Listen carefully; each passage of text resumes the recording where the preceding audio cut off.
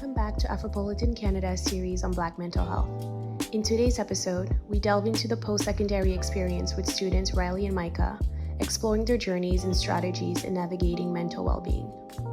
I think going to university was kind of the first time that I ever really was able to see the impacts in society of what my race was and what that looked like to other people in a larger environment.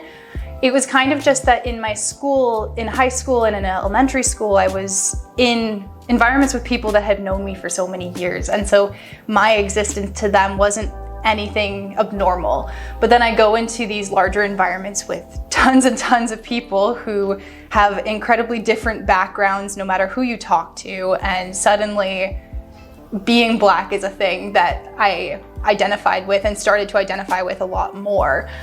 It kind of became more prevalent to me as I was interacting with different professors of different ethnicities, as well as just interacting with my peers and reflecting on what my interactions with them looked like. And it led me to seek mental health help from the school. I think that was a big thing for me because it just wasn't talked about, and the resources that are around for Black students are difficult to find. And I was lucky enough to find a Black therapist through the school who just understood the experience that I was going through like nobody else ever had. And so going through the undergraduate experience, having this massive change in my life with people that don't really understand it, it was so liberating to finally have somebody to talk to about it that got it and just understood, and I didn't have to explain every single step to. So, yeah. Yeah, well, I would say for myself, navigating post-secondary school has been a tremendous challenge for me because growing up within the Canadian education system, I was told from a very young age that something like university wasn't available for me, that I was pushed into special ed programs and was told that something like post-secondary studies was unachievable for me. So I'm still trying to overcome a lot of the internalized doubts that I faced from my previous experiences in school, and still trying to reach my potential and knowing that I'm deserving of being in post-secondary school, and that I'm also setting levels within my own community because I'm the first within my family and even within my extended family to attend university. So this is a major accomplishment for me, but it's also a major challenge because no one in my family can really speak to my experiences that I faced in post-secondary school. A lot of times it's hard for them to understand what the university experience is like and the ways in which historically Black people have been barred from even attending these institutions. So it's important that now, as I'm navigating this, that seeking appropriate mental health supports with therapists who are culturally competent and who racially identify with me is so important, because within these institutions, like, these weren't designed for Black people to attend. These weren't designed for people who look like me, who have the experiences like me, and who have the distinct racial traumas like me. So finding Black therapists in particular and having them readily available at these institutions is essential. Mm-hmm. And even in my own experience, like, it's hard for me to identify with these institutions and to seek help from them because I see the ways in which they oppress us in the same right. So that's been a bit about my own experience. And I've been finding that I had to fight to even find like a Black therapist at my school. Like, during the intake process, like, the administrators of the student mental health and well-being departments would say like, oh, like, we can't promise you that we can find you a Black therapist, or why can't you just go to the white therapists that are available? And like, we're just met with such a unique challenge because not only do we have to explain the lived experience and the stigmas associated with even seeking out Black mental health help, you're also there to address your mental health challenges and issues that you're facing. So it's not fair that you have to explain who you are, your experience, where it is that you come from, and the cultural background related to the Black experience. and seek the help. Yeah. I want to add on to something with that, with the like amount of explanation that you have to give and the amount of doubt that is just attached to you. Like it's like you're walking around the sign saying, "Don't believe what I say," because it's impossible to get that message across in a way that other people view as important, and because people don't realize, and when they haven't lived the experience, when they haven't had close enough connections with that experience, they just don't get it. And it's difficult to have sympathy for those people because it doesn't matter if they don't get it, they should help you anyway. And it's really, really hard to get that.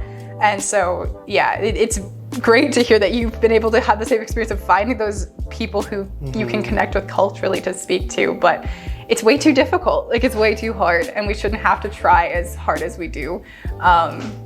But at least they do exist once we get there. I would say in terms of creativity, I find that music, poetry, photography, that's been a major one for me. I've been blessed to actually have an incredible friend of mine from high school continue to push me forward in my creative endeavors.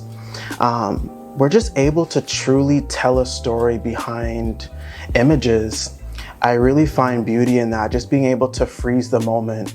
And it's actually funny how freezing the moment kind of turns into self-care, where you're able to just put everything aside and just know that you're able to unapologetically pour back into yourself. And as much as you pour back into yourself, the more that you're able to put out. I find that previously, like I was trying to pour into others with an empty glass myself. And that was something that was a huge detriment to myself. I really had to learn the power of entering spaces a better me, and how that as a whole impacts all of my surroundings, the people around me, the discussions we're able to have, the level of realness and truth we're able to enter into. I find that being able to step into those spaces differently and in a more holistic way has been very impactful for me. So yeah, I would say that the photography, the music even, I really enjoy working out as well, like just spending time outdoors. I like going to the gym, just taking that time for myself where I'm able to be a healthier, stronger me. Like those are some ways that I'm able to effectively cope with a lot of the stressors that I face. So yeah. Yeah, exercise is a huge one for me too, because I was an athlete growing up, and so it's kind of brings me back a little bit, and it lets me enjoy the parts of me that they're easy to forget when you go a week and you don't get any exercise, and you realize you forgot that part of your well-being, and it's easy to do. So yeah, I swim a lot, and I try to get to the pool, and I'm lucky enough to have the university pool to be able to go to whenever I would like to. I also write a lot. I write everything down. I think I probably have 100 journals of just things that I've written down. And I don't even know if I go back and read them ever, but it's kind of fun sometimes too. But I just write everything down because I think there's a part of me that wants to be able to go back and reflect on how far I've come. And it's fun to do that sometimes. Just go back and pick a random page and realize 4 years ago, I thought this was the biggest problem I've ever had in my whole life. And now I'm reading this and I'm realizing it really was okay. And I think that's a big part of kind of the healing process and the coping process for current issues, is that I'm writing all of this down, and one day I'm gonna look at this and I'm gonna realize it was okay. So I write a lot. I've also been very musical my whole life. I love making music and listening to music, so that's a big thing. And then other than that, spending time with people.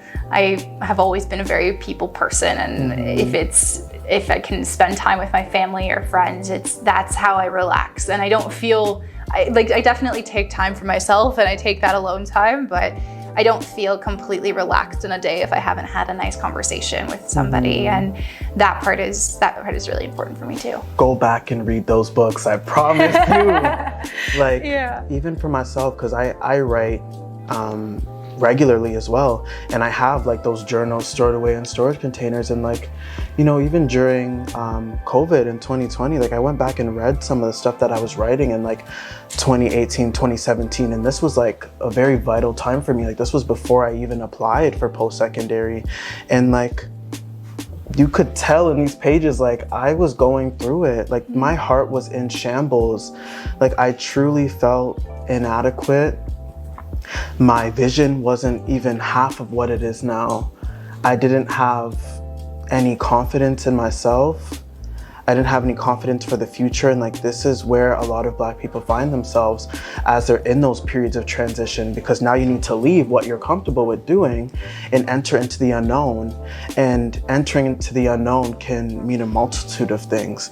Like you can be entering into some of the hardest times of your life or some of the best times of your life. So it's that uncertainty and that fear that I had to overcome, and realizing that there's truly a beautiful life on the other side of fear, I found. So definitely looking back and reflecting and saying like, hey, like I really came out from this. I really pulled myself out of these mental pits that I thought I would be destined to be in forever. And sometimes you don't even realize yourself doing it. Like I look back and I'm writing about these friendships and these different kinds of relationships that I had, and I'm seeing this and I'm realizing, oh my gosh, like that was horrible. And I got myself out. And that's something I think it's beneficial for me to read it and know that I can trust myself to stay to myself and get myself out of those bad situations, even when I don't even realize how bad they were. Because I could have been best friends with this person, and then I realized, looking back at these things, that they just brought me down.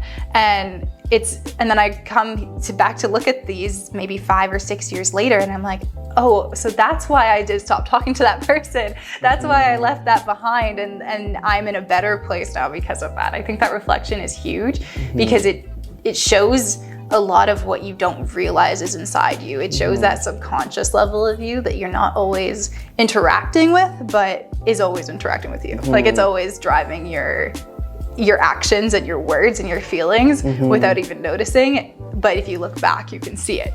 You can know that it's there and it's guiding you, and all those foundations are going to be there guiding you for your whole way.